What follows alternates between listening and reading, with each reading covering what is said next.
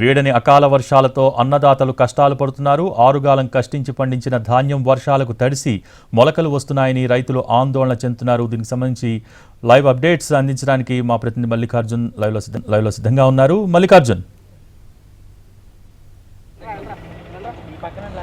ఉమ్మడి పశ్చిమ గోదావరి జిల్లా వ్యాప్తంగా కూడా కురిసినటువంటి అకాల వర్షాలతోటి వరి రైతులు తీవ్రంగా నష్టపోయారు. భోగి ప్రస్తుతం మనం నిడదవోలులో ఉన్నటువంటి పరిస్థితిని మనం ఇక్కడ చూస్తూ ఉన్నాం. ధాన్యం రాసులు ఎక్కడ చూసినప్పటికీ కూడా ఇవన్నీ కూడా 3-4 రోజులు ఆగితే ఇవన్నీ కూడా రైస్ మిల్లులకి చేరిపోయేటటువంటి పరిస్థితి. అలాంటి సమయంలో ఎడతెరిపి లేకుండా 4 రోజుల పాటు కురిసినటువంటి ఈ అకాల వర్షాలతోటి చాలా వరకు కూడా ధాన్యం మొత్తం కూడా మొలకలెత్తిపోయింది. ప్రస్తుతం మనం ఈ ఆరబెట్టినటువంటి ధాన్యం రాసులను మనం ఇక్కడ చూస్తున్నాం. కానీ ఇంకా చాలా చోట్ల కూడా ఇలాగా ఇదే తరహాలో పెద్ద పెద్ద ధాన్యం రాసులు మనం చూడొచ్చు. జిల్లా వ్యాప్తంగా కూడా పంట పొలాల్లో మిగిలిపోయినటువంటి ధాన్యం రాసులందరూ అన్నీ కూడా ఇదే తరహాలో మొక్క మొలిచిపోయినటువంటి పరిస్థితి కనిపిస్తూ ఉంది. ఎందుకంటే ఆ పైన అంతా కూడా చాలా బాగానే ధాన్యం అంతా బాగానే ఉన్నట్టు కనిపిస్తుంది. కానీ కింద తేమ ఏదైతే ఉందో ఆ తేమ చేరిపోవడంతో కింద పెద్ద ఎత్తున ఇలా మొక్కలు మొలిచిపోయినటువంటి పరిస్థితి. దీంతో రైతుకి తీవ్రంగా నష్టం అనేది వాటిల్తూ ఉంది. ఎందుకంటే ఈ పరిస్థితి రావడానికి ప్రధానమైనటువంటి కారణం ఏమంటే తమకి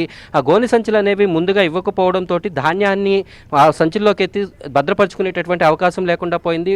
ధాన్యం సంచులు ఇచ్చినప్పటికీ కూడా వాటిని రవాణా విషయంలో ఇక్కడి నుంచి మిల్లులకి చేర్చేటటువంటి విషయంలో కొన్ని ఇబ్బందులు ఎదుర్కోవడంతో ధాన్యం రాసులు ఎక్కడివక్కడ నిలిచిపోయాయనేటటువంటి విషయాన్ని రైతులు చెబుతున్నారు. జిల్లా వ్యాప్తంగా కూడా 2 ఉభయ గోదావరి జిల్లాల్లో కూడా ఇదే పరిస్థితి కొనసాగుతుంది.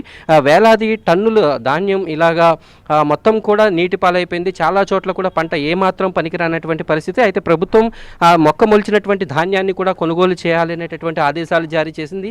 తడిచినటువంటి ధాన్యాన్ని ఇక్కడ ఉండేటటువంటి బాయిల్ మిల్లు ఏవైతే ఉంటాయో అక్కడికి తరలించేటటువంటి ఏర్పాటు చేసి మొత్తం రైతుకి ఏమాత్రం ఇబ్బంది లేకుండా చేస్తామని అయితే చెబుతున్నారు. కానీ ఇంకా కూడా ఒక పక్క ఇప్పుడు ఆరబెట్టి ఇలాగ ఇంటికెళ్ళి వీళ్ళందరూ కూడా మళ్ళీ తెల్లారు వచ్చేసరికి కూడా మళ్ళీ వర్షం పడటంతో మళ్ళీ కథ మొదటికి వస్తుంది. దీంతో ఈ సీజన్లో ఈ రబీ సీజన్లో ఇక్కడ రైతులు మాత్రం ఏమాత్రం కోలుకునేటటువంటి పరిస్థితి అయితే కనిపించట్లేదు. ధాన్యం మొత్తం ఎత్తడానికి ఇంకా గోనె సంచులు అందుబాటులోకి రాకపోవడం, అలాగే వచ్చినటువంటి సంచులు కూడా సరిగా లేవు అనేటటువంటి ఇబ్బందికర పరిస్థితిని వారు చెప్తున్నారు. కానీ మరోపక్క అధికారులు కూడా ఆఫ్లైన్ ఆన్లైన్ విధానాలనేవి సంబంధం లేకుండా రైతు దగ్గరికి నేరుగా వచ్చి ధాన్యం కొనుగోలు చేస్తామని చెబుతున్నప్పటికీ కూడా ఆ పరిస్థితులు క్షేత్రస్థాయిలో కొంతమేర అమలు కాకపోవడం రైతులకి తీవ్ర ఇబ్బంది కలుగుతోంది. ఒక్క వరి రైతుల పరిస్థితి మాత్రమే కాదు, మొక్కజొన్న రైతుల పరిస్థితి కూడా ఇదే తరహాలో ఉంది. జిల్లాలోని నల్లజర్ల అలాగే గోపాలపురం మండలాల్లో మొక్కజొన్న పెద్ద ఎత్తున ఇక్కడ పండిస్తూ ఉంటారు. అలాగే జంగారెడ్డిగూడెం ప్రాంతం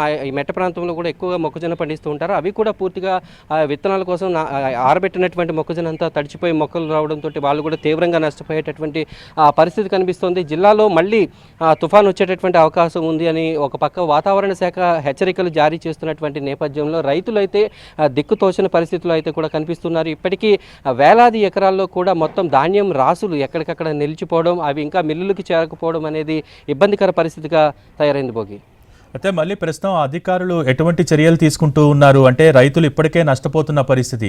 సో రైతులు కూడా ఇంకా బ్యాగ్స్ ఇవ్వట్లేదు కాబట్టి ధాన్యం అంతా ఇలా మొలకలెత్తుతోందంటూ ఉన్నారు. సో అధికారులు ఏమంటున్నారు దీనికి సంబంధించి? అయితే ఉన్నటువంటి ఐకేపీలో ఎవరైతే ఇప్పుడు రైతులు ఈ ధాన్యాన్ని అమ్మకం చేస్తారో ఆ తర్వాత అక్కడి నుంచి కూడా రైతులు దాన్ని అక్కడితోటి వారి పని అయిపోతుంది. కానీ వీళ్ళు ధాన్యాన్ని రైతులు మిల్లులకు తీసుకెళ్లే దగ్గర ఇబ్బందులు అయితే ఎదురవుతున్నాయి.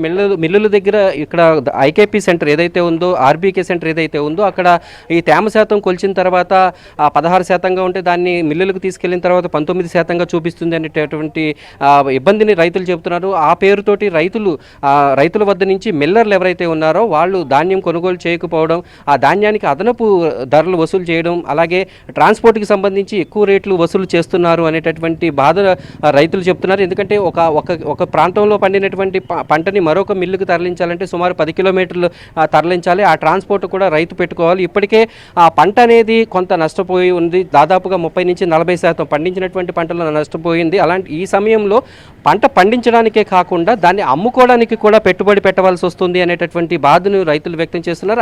అధికారులు అయితే మాత్రం మీరు ఆర్బీకే సెంటర్లో ధాన్యాన్ని ఇచ్చిన తర్వాత అమ్మిన తర్వాత మీకు ఎటువంటి సంబంధం లేదు అనేది అధికారులు చాలా స్పష్టంగా చెప్తున్నారు. వాళ్ళు ఇచ్చేటటువంటి రిసిప్ట్ ఏదైతే ఉంటుందో దాని వెనకాల కూడా ఈ వివరాలు చాలా స్పష్టంగా చెప్పడం జరుగుతుంది. కానీ క్షేత్రస్థాయిలో మాత్రం ఆ పరిస్థితులు కనిపించట్లేదు. ఎందుకంటే మిల్లర్లు ఏదో రకంగా రైతుల వద్ద నుంచి ఆ ధాన్యాన్ని తక్కువ ధరకో లేకపోతే వాళ్ళ నుంచి ఎక్కువ డబ్బులు వసూలు చేసో కొనుగోలు చేయాలని చూడడం ఇప్పుడు ఇబ్బందికర పరిస్థితికి అయితే అద్దం పడుతోంది. మరోపక్క ఈ ధాన్యాన్ని ఆ ఎదురు డబ్బులు కట్టలేక ఇక్కడ ఉన్నటువంటి ధాన్యాన్ని మిల్లులకి చేర్చలేక రైతులైతే ఇబ్బంది పడుతున్నారు. మరోపక్క వీరికి ఈ వాతావరణ పరిస్థితులు కూడా చాలా ప్రతికూలంగా మారుతున్నాయి. ఇప్పటికీ మనం చూస్తున్న సాయంత్రం గడుస్తున్నప్పటికీ కూడా ఆ ఆరబోసినటువంటి ధాన్యాన్ని ఇంకా ఎంత పెద్ద వర్షం పడినా వాటిని మళ్ళీ సురక్షితంగా ఉంచేందుకు రైతులు పడుతున్నటువంటి ఇబ్బందిని మనం చూస్తున్నాం. పెద్ద పెద్ద టార్బల్స్ తీసుకొచ్చి వాటిని సురక్షితంగా ఉంచేటటువంటి ప్రయత్నం చేస్తున్నారు. కానీ తెల్లారితే మళ్ళీ ఈ పరిస్థితి ఉంటుందా లేదా అనేటటువంటిది వీళ్ళకి చాలా ఇబ్బందికరంగా అయితే ఉన్నటువంటి మాట మాత్రం వాస్తవం భోగి.